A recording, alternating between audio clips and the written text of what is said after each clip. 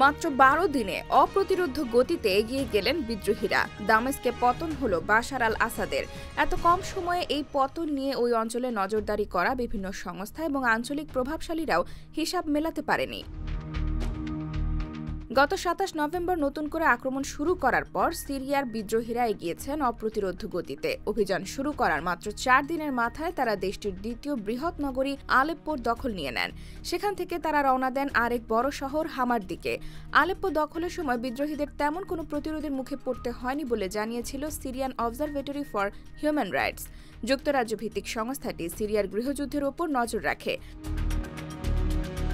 হামা দখলের পরে বিভিন্ন সড়কে আসাদ বাহিনীর সঙ্গে বিদ্রোহীদের লড়াই হয়েছিল, কিন্তু আসাদ বাহিনী সেখানেও খুব একটা প্রতিরোধ গড়ে তুলতে সক্ষম হয়নি। বিদ্রোহীরা কয়েক দিক থেকে হামা শহরে হামলা চালান বলে জানায় Syrian observatory for human rights. সিরিয়ার এবারের আসাদ বিরোধী অভিযানে বিদ্রোহীদের নেতৃত্ব দিয়েছে হায়াত তাহরির আল শাম। তাদের এবং তাদের মিত্র গোষ্ঠীগুলোর যোদ্ধারা মূলত পিকআপ ভ্যান ও মোটর বাইকে করে সামনে অগ্রসর হয়েছেন। এটি তাদের দ্রুত গতিতে এগিয়ে যাওয়ার একটি কারণ। হামা দখলের পর বিদ্রোহীরা রওনা হন হোমসের পথে।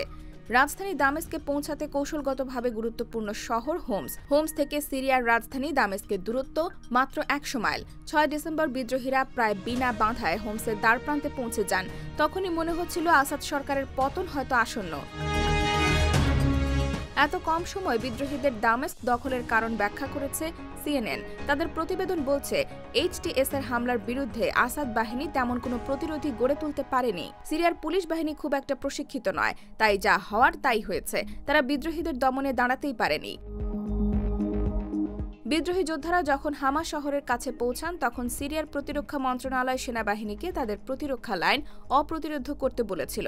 পরে সিরিয়ার সেনাবাহিনী থেকে বলা হয়, বেসামরিক নাগরিকদের প্রাণ রক্ষার্থে তারা তাদের সেনা প্রত্যাহার করে নিয়েছে।